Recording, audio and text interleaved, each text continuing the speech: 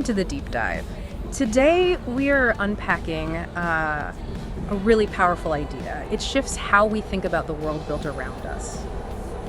We're moving beyond just, whether a traffic light is broken. Right. And instead asking, is this street, this whole city, is it actually designed to make you feel like an equal member of society? And, well, you really have to start with the stark reality of U.S. infrastructure spending. Yeah. There's this number that just jumps out, 91%, yeah. It's a huge figure. That's the share of per capita transport infrastructure money going to cars. Just 91%. And meanwhile, public transit, it gets about 7%. 7. And walking and cycling, they're basically fighting over the scraps, like 1% each. Wow. So when most people see that massive imbalance, they immediately think, okay, that's just fundamentally unfair. It's about the money, right? Distributive injustice. Which makes total sense. It is unfair distribution. But the source material we're digging into today argues that if we only focus on the money, we're kind of missing the point or getting there too late. Exactly. We're diving into this paper by Alessandro Piazza and Karel Martens, Relations Matter, towards relational egalitarianism in transport. And their core argument, which builds on the work of philosopher Elizabeth Anderson, is that this huge funding gap is really just a symptom. A symptom of something deeper. Yeah, the real disease is a structural problem in society. So transport justice, they argue, has to shift. It can't just be about handing out resources fairly. It needs to be about dismantling the underlying social inequalities that cause the unfairness. Precisely. Dismantling them. So we're basically changing the question from who gets the biggest slice of the infrastructure pie to something more like, wait, why are certain groups of people consistently getting only crumbs in the first place? Right. And this framework, it positions transport planning not just as engineering, but as a key tool for achieving real social equality. And it does this by looking at how transport systems create or reinforce hierarchies across 3 dimensions. What are they again? Standing, power, and esteem. 3 big ones. Standing, power, and esteem. Okay. This feels like a really important shift for anyone trying to understand why our cities look and feel the way they do. It really is. It's a paradigm shift. Okay, so let's tackle the first part of their argument, which is critiquing that traditional approach. For decades, transport justice was mostly about that fair shares idea, distributive justice. Right. The money, the infrastructure. But Piazza and Martin say, hold on, that view is just too limited. Why exactly? Well, they give 3 main reasons, philosophically speaking. First, they argue the distributive view is too simple. Too simple? How so? Because it tends to only look at the relationship between, say, the government or the planning agency and individual citizens, like one-on-one. Okay. It completely misses the real messy social dynamics between groups of people, things like historical racism, class bias, gender discrimination, all that stuff that shapes communities. Ah, I see. So it treats the government and the individual as these 2 separate entities and ignores the baggage, the history, the relationships between different groups living together. Exactly. Which leads straight into their second point. Yeah. It's also too flat. Too flat. Yeah. It relies on what they call an atomistic social ontology.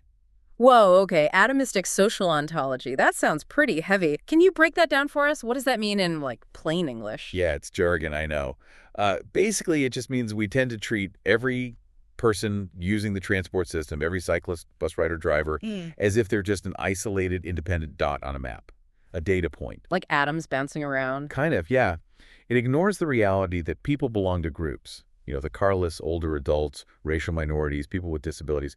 These groups often share a history of being pushed aside, marginalized. Right. And by ignoring these, the paper calls group-based and durable hierarchies, the traditional model just fails. It doesn't see the systemic barriers these entire groups face. Okay, so it might treat a wealthy person choosing to bike for fun the same way it treats a low-income essential worker who has to bike because they can't afford a car or the bus route was cut. Exactly. The resource need might look similar on a spreadsheet. They both need a bike lane. But their actual social relationship to the transport system, their vulnerability, their lack of choice, it's completely different. And the model misses that nuance. Completely. And that brings us to the third problem they identify. The distributive approach usually intervenes too late. Too late. How? Well, it mostly offers compensation after the damage is done. Yeah. Or redistribution, like, okay, we built this highway that destroyed your neighborhood, so here's a small relocation subsidy. Right, trying to patch things up afterwards. Exactly. It rarely, if ever, challenges the underlying unfair social relationships, the power dynamics, the biases that cause that 91% funding gap for cars in the first place. Got it. So the goal of relational egalitarianism isn't just fairer outcomes, it's actually changing the structure of society itself. Yes, aiming for a society where people genuinely relate to each other as social equals, where those deep-rooted hierarchies are gone. And that leads us perfectly into the first hierarchy they analyze, the hierarchy of standing. What's that about? Standing is all about equal moral consideration. Basically, whose needs and perspectives are taken seriously when decisions are being made. Whose interests count. Precisely. And whose are just ignored or dismissed. Whose lives are treated as less important. And if you look at that 91% funding figure again... It's Exhibit A, isn't it? Yeah, it screams unequal consideration of interests. It's clear evidence that systemically policy prioritizes the mobility needs and, frankly, the desires of wealthier car-owning populations over everyone else. And we see this historically, and it continues today. I mean, think about the construction of the U.S. interstate highway system back in the 50s and 60s. Oh, yeah. A massive undertaking. Huge. And where did they often build those highways? Yeah. Straight through established, low-income, predominantly black neighborhoods. Right through the heart of communities. Exactly. The interest being served was the speedy commute for largely white suburban car owners getting downtown. That interest was judged more important than the homes, businesses, and social fabric of the existing black residents. Just massive displacement. The scale of that historical harm is just immense. And you mentioned contemporary examples. Well, think about the COVID-19 pandemic. Many cities cut public transit services pretty drastically, right? Yeah, citing budget shortfalls and lower ridership. But who relies most on transit? Often, it's lower-income workers, disproportionately black and brown workers, many of whom were deemed essential during the pandemic. So the very people who needed reliable transport the most. Exactly. Their commute suddenly became longer, maybe riskier if they had to walk further or wait longer, less reliable. Their essential need was treated as secondary to budget concerns or the convenience of others. Unequal standing in practice. Wow, okay. But standing isn't just about ignoring people's interests, right? You mentioned something about planning tools. Yes, this is crucial. It's about ignoring the very existence or experiences of certain groups because the tools we use to gather information are flawed. This is what the researchers call epistemic injustice. Epistemic injustice. So unfairness in how we know things. Basically, yeah. Unfairness in how knowledge about transport needs and experiences is gathered, valued, and used. It's how certain users, usually marginalized ones, are made effectively invisible to the planners. This sounds like where the technical stuff really matters in terms of politics and fairness. Let's take that common metric you hear about, level of service, or LOS. Ah, LOS, yes, the classic example. For decades, it was the main way engineers measured how well a road network was performing. And what does it actually measure? Fundamentally, how fast cars can move, how free-flowing the traffic is for vehicles. A is great, free flow. F is gridlock. So if your main goal is achieving a good LOS score, Then you are, by definition, prioritizing car speed and throughput above almost everything else. above pedestrian safety, above bus reliability. Absolutely. Think about it. A wide, multi-lane road might get an A rating for car flow. But for a pedestrian trying to cross it, it could be incredibly dangerous, involve long waits. For a bus, it might mean the bus stop has no shelter because that would impede traffic flow. So the LOS metric itself bakes in that hierarchy of standing. It says car movement matters most. It totally reinforces it right from the design stage. But it gets even worse because planning tools often completely miss something called latent demand. Deep demand? Okay, what's that? Latent demand is like the ghost trips. It's the travel people would make, the places they would go, if only they had decent transport options. So if the bus near me only runs once an hour and it doesn't go where I need to go after 6 p.m., Right. maybe I just don't take that evening class or visit my relative across town. That trip just never happened. Exactly. Your need for mobility, your desire to participate in society, it's still there. Yeah. But because the trip isn't made, it doesn't show up on any traffic counts or surveys. It vanishes from the data. So the system doesn't see a problem. It sees inactivity, maybe. Yeah. It doesn't see deprivation or unmet need. And since these inadequate options disproportionately affect disadvantaged groups, people without cars, people in poorly served areas, their needs systematically fail to register. They remain invisible in the planning process. Completely. And the researchers call this failure to capture the full range of human experiences, a lack of ontological heterogeneity. fancy term, but it just means the models don't reflect the diverse realities of how different people live and need to move. Okay, so if our tools and metrics are making whole groups of people invisible, the question becomes, who benefits from that? Who holds the power? And that brings us directly to the second dimension, the hierarchy of power. Right, power. This hierarchy is about situations where some people or groups hold arbitrary, unaccountable power over others, where decisions are made that benefit the powerful, leading to domination or exploitation. In transport systems, they aren't neutral technical things, are they? Not at all. They are, as the paper says, highly political artifacts. For transport governance to be just, it needs basic democratic principles, accountability, non-arbitrariness, and openness to participation. Non-arbitrariness, meaning decisions shouldn't just be based on whim or who has the most influence. Exactly. And the classic violation here in transport is the immense influence of the car lobby. We're talking automakers, oil companies, road builders, trucking associations. A powerful coalition. Hugely powerful. Their influence, often called state capture, has led to what many scholars term the system of automobility. The system of automobility. Yeah, it's this whole political, cultural, and technological setup that prioritizes cars, systematically disregards the needs of the carless, makes life difficult and dangerous for cyclists and pedestrians. Basically, it tilts the entire playing field. The decision-making isn't impartial. It's captured. This framework, focusing on relationships and power instead of just, counting bus stops or miles of bike lanes, it feels much more complex. Does it make planning goals too fuzzy for, say, a city council member? I'd say it makes them harder, but also more honest. It forces us to confront the real power dynamics, and it demands accountability.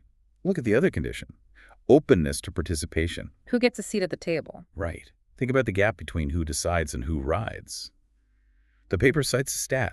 In the U.S., only about 32% of transit agency board members are women. But women make up, over half of transit riders? It's about 51%, yeah. So there's a huge disconnect. And that lack of representation, it matters. If the decision makers don't actually use the system they govern or don't reflect the diversity of its users, they often can't fully grasp the real-world impact of their choices. Yeah. If you've never waited 30 minutes for a bus in the freezing rain at 5 a.m. because you have to get to work. You might not fully appreciate why cutting that early morning service is devastating for some people. Exactly. And many transport agencies tend to have this technocratic top-down character. They rely on complex models and expert opinion, but often lack genuine two-way communication with the communities they serve. Less community workshops, more spreadsheets. Pretty much. Which just reinforces the power hierarchy. The experts decide. The community lives with the consequences. Okay, so we've covered standing whose needs count and power who gets to decide. That leaves the third dimension, which you said might be the most insidious. The hierarchy of esteem. Yeah, esteem is about respect, dignity, and stigma. This hierarchy kicks in when certain groups face discrimination based on stigmatizing stereotypes. Stereotypes that label them as what? Somehow less worthy, maybe vicious, unfit, irresponsible, or just not normal. Often applies to people who rely on transit, or who walk or cycle out of necessity rather than choice. And this isn't just random prejudice, right? It connects to deeper psychological biases. Definitely. The paper points to things like system justification bias. That's our general human tendency to see the status quo, the way things currently are, as being inherently right, legitimate, and maybe even inevitable. We like to think the system works. We do. And in transport, this bias fuels something called motonormativity. Motonormativity. Okay, what's that? It's that deep-seated, almost unconscious cultural belief that using a private car is the default, the standard, the normal way to get around.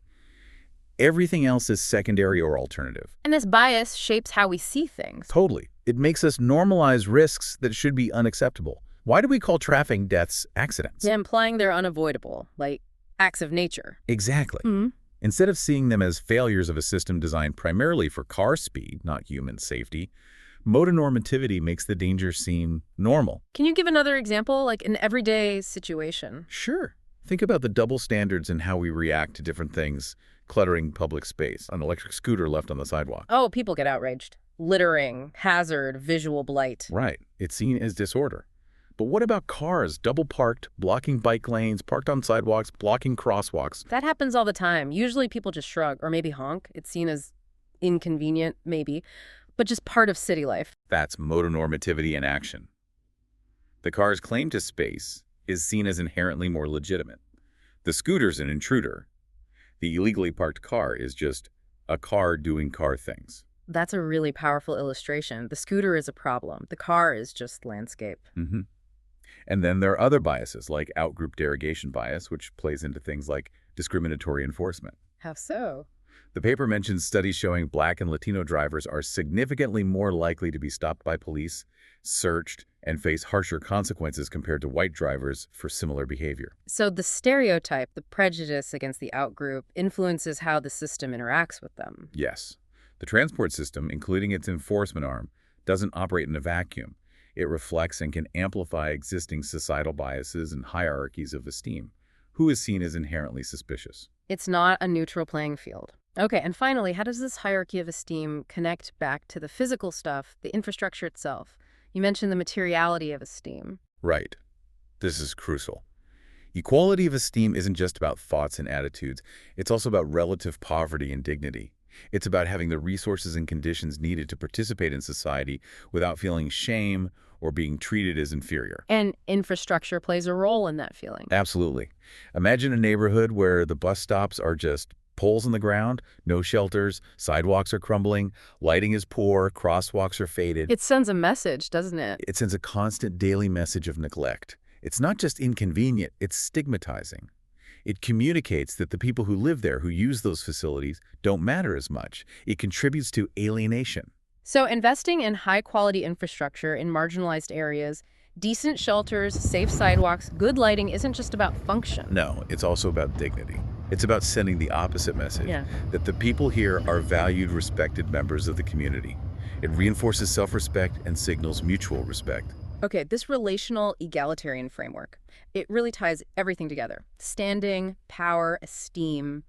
It demands a pretty fundamental shift from how we've usually thought about transport planning, which was so focused on that 91% for cars. It really does. It integrates all these different aspects of justice. The process, the distribution, the knowledge we use, the recognition and respect we afford people.